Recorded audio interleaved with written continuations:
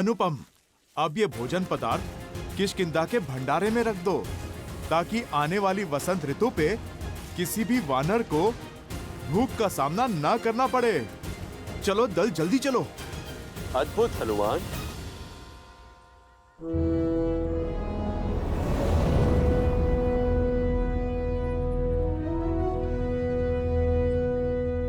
प्रणाम वानर राज सुग्रीव।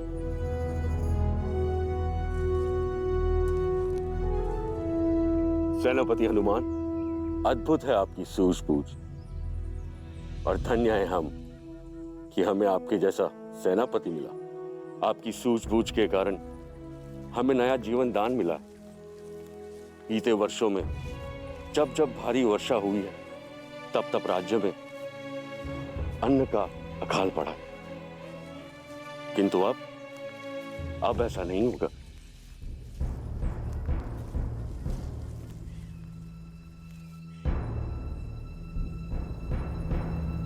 नदी का जल बहुत ही बढ़ा हुआ है। उस पार जाने के लिए जल का स्तर कम हो उसकी प्रतीक्षा करनी होगी।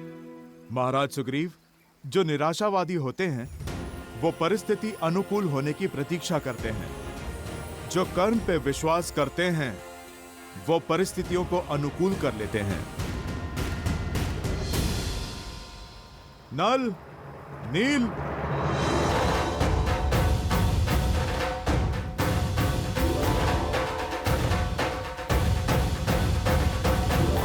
नल और नील, तुम में बुद्धि और बल दोनों हैं।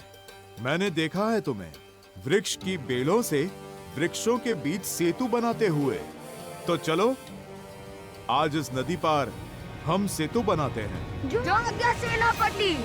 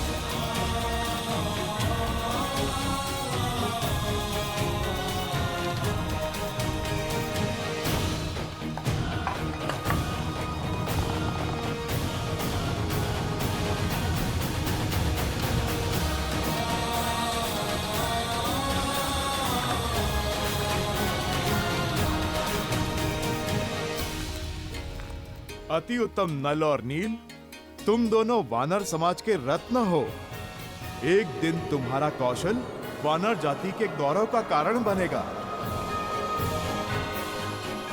अति उत्तम हनुमान, तुम्हारे मार्गदर्शन के बिना यह कार्य संभव नहीं था।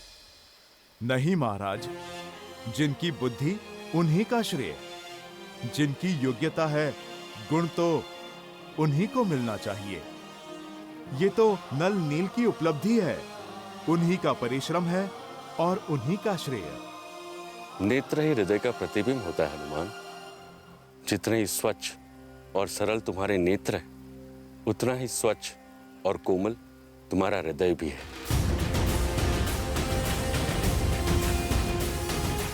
आपको सच में हमारा बनाया सेतु अच्छा लगा सेनापति? अवश्य, इसमें एक बड़ी अच्छाई भी है और एक कमी भी। जानते हैं कमी तो होगी, पहले प्रशंसा वाली बात बताइए ना। इससे अच्छा सेतु बनाना असंभव है। तो फिर बुराई क्या है? इसकी क्षमता। यदि कोई 100 गजों की शक्ति वाला वीर इस सेतु पे कूदे तो यह ध्वस्त हो जाएगा। तो फिर सेतु सुरक्षित है, क्योंकि इतने शक्तिशाली तो आप हैं, जिससे आपका बनवाया हुआ सेतु टूट जाए। अब शीघ्रता करो वीर, कुमार अंगद के अभिषेक की तैयारी भी तो करनी है। आप चिंता क्यों कर रहे हैं महाराज? जो तैयारियां हमने की हैं, आप चलकर तनिक उन्हें देख तो लें। मैं भूल क्यों जाता हूँ कि मेरे साथ हनुमान जी हैं। चलिए।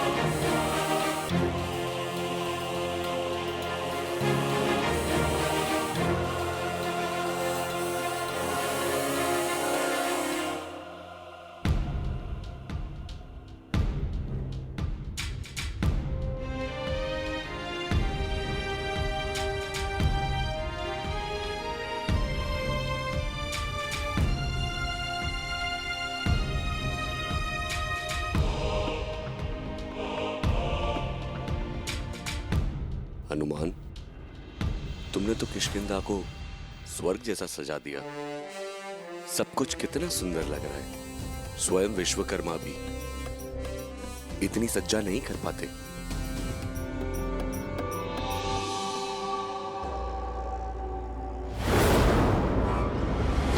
दोस्त, कहां बड़े चले जा रहे हो?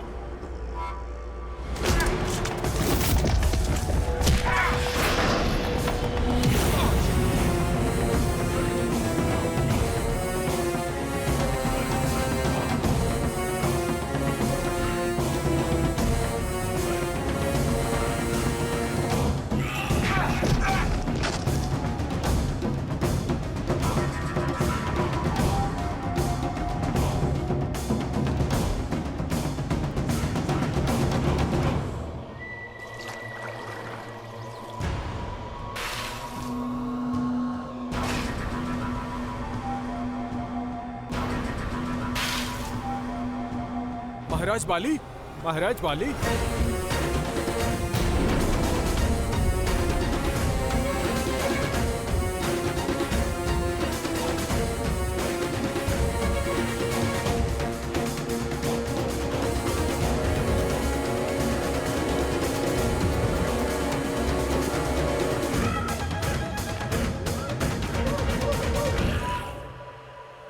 सुग्रीव!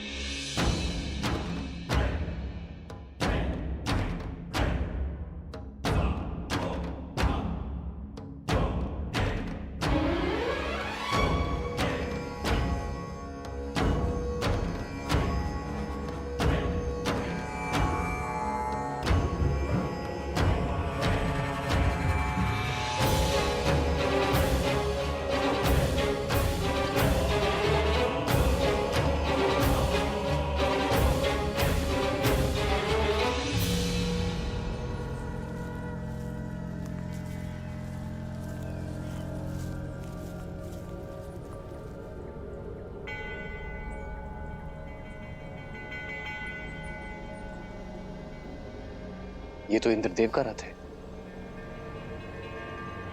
वो अवश्य ऋषि शरभंगा को लेने आए होंगे। हमें शीघ्र ही चलना चाहिए। ऋषि शरभंगा से मिलना इतना महत्वपूर्ण क्यों है श्री राम के लिए? श्री राम के जीवन की एक अत्यंत महत्वपूर्ण कड़ी है ऋषि शरभंगा, जो वन में अपनी सांसों की डोर थामे श्री राम की प्रतीक्षा कर रहे हैं, ताकि उनसे भेंट होने पर उन्हें ऋषि अगस्त्य तक पहुंचाकर अपना कर्तव्य निभा सके।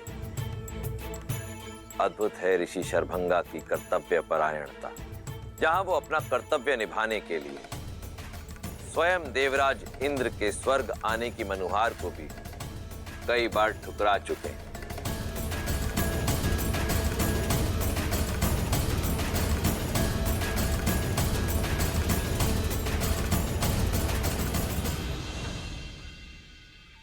प्रणाम ऋषिवर। ऋषिवर, अब बस कीजिए। अपने सुकर्मों का फल भोगने हेतु मेरे साथ स्वर्ग चलिए। सदैव की तरह इस बार भी मैं आपके समक्ष अपने रथ के साथ उपस्थित हुआ हूं और हर बार आप मुझे किसी तर्क में उलझाकर पुनः राम की प्रतीक्षा में जुट जाते हैं। जब मोक्ष का अवसर हो तो स्वर्ग का मोह निरर्थक है देवराज। मेरे जीवन का अंतिम उद्देश्य तो अपनी निर्जीव शरीर को श्री राम के चरणों में निछावर करना ही है, और श्री राम अवश्य आएंगे।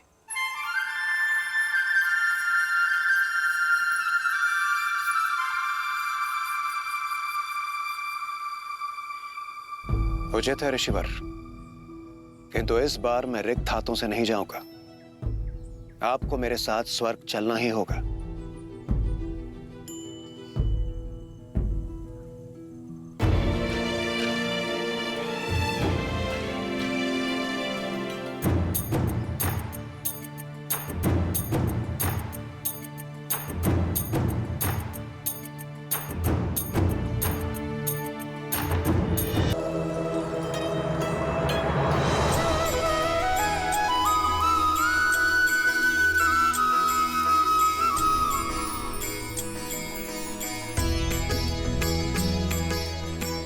प्रणाम ऋषिवर।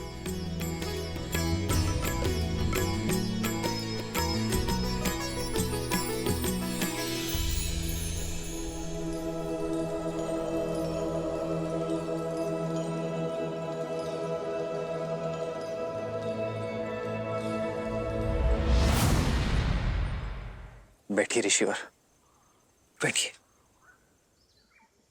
राम, आप आ गए। आपने मेरी पुकार सुन ली। सहस्त्रों वर्ष से आपकी प्रतीक्षा में मर मर के जी रहा हूं। आपके दर्शन की अभिलाषा अपने श्वासों को रोके बैठा हूं, ताकि अपना कर्तव्य निभा सकूं, आपको मार्ग दिखा सकूं।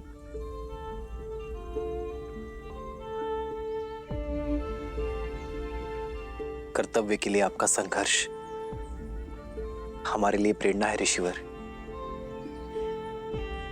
आपका आशीर्वाद पाना हमारा सौभाग्य होगा। मृत्यु पाने से पहले आपके मार्गदर्शन का दायित्व मिला था, अब जिसे निभाकर शांति से मर सकता। राम, अपने कर्तव्य, अपने उद्देश्य की पूर्ति के लिए आपको ऋषि अगस्त्य से मिलना होगा, किंतु उनसे मिलना इतना सरल नहीं। वो दंडकारण्य में किसी गुप्त स्थान पर रहते हैं, इस जग से, इस हिंसा से दूर।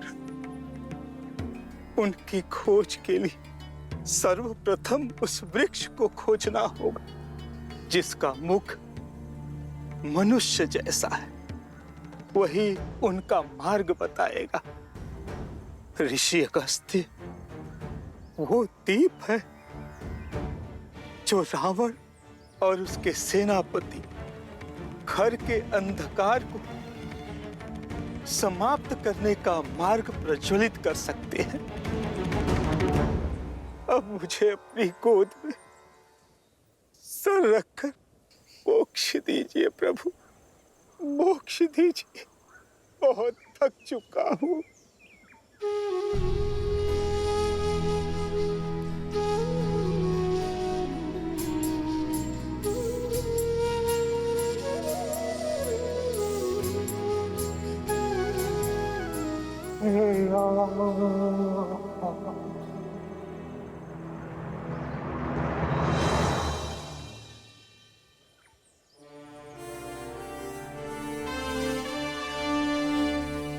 ऋषि शरभंगा का ज्ञान सदा हमारा मार्गदर्शन करता रहे। चलो लक्ष्मण, इनके अंतिम संस्कार की तैयारी करते हैं।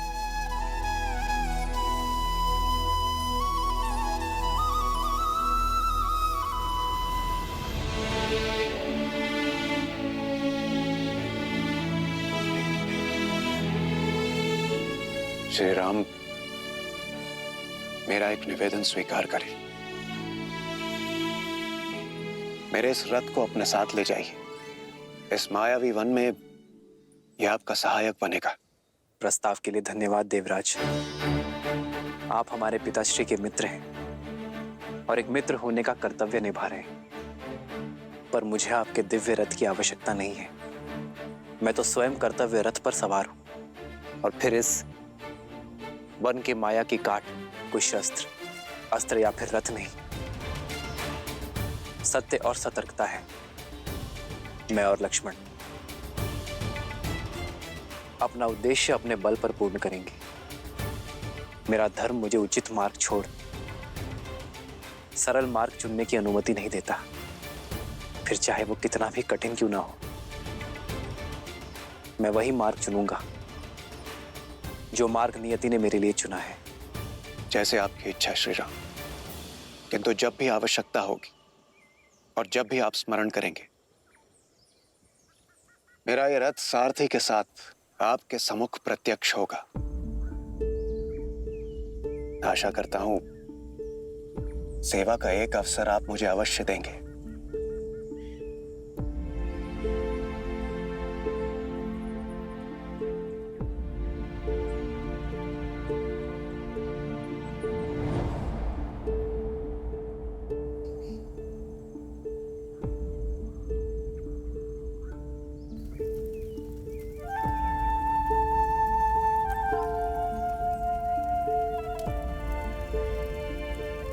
श्री राम, आपके जाने से पूर्व आपको कुछ दिखाना चाहता हूं।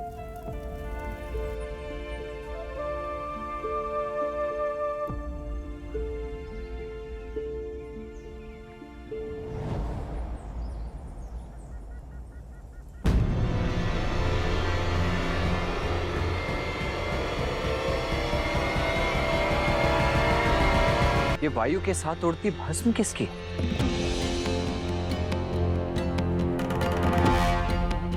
आइए आप स्वयं देख लीजिए।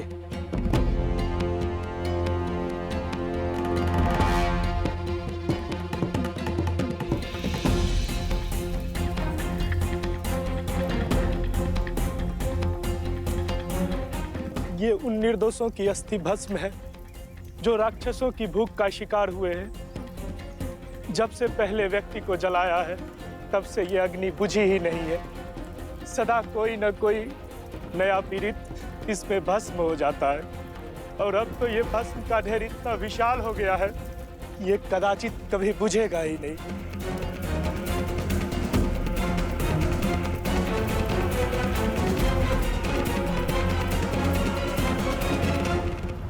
वचन है दशरथ नंदन राम का, इस वन को खर के प्रकोप से मुक्त करूंगा। इस वन में बसने वाले हर एक राक्षस का संहार करूंगा। दंडकारण्य में धर्म और शांति स्थापित करूंगा।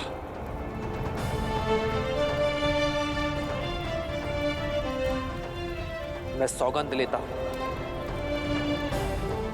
मुझ पर विश्वास करने वाले हर एक जीव की रक्षा करूंगा।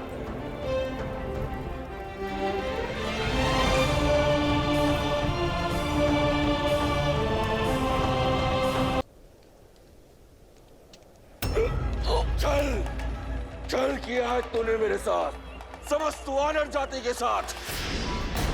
मैंने कोई छल नहीं किया बलि भैया। झूठ! भाई नहीं, विश्वासघाती है तू।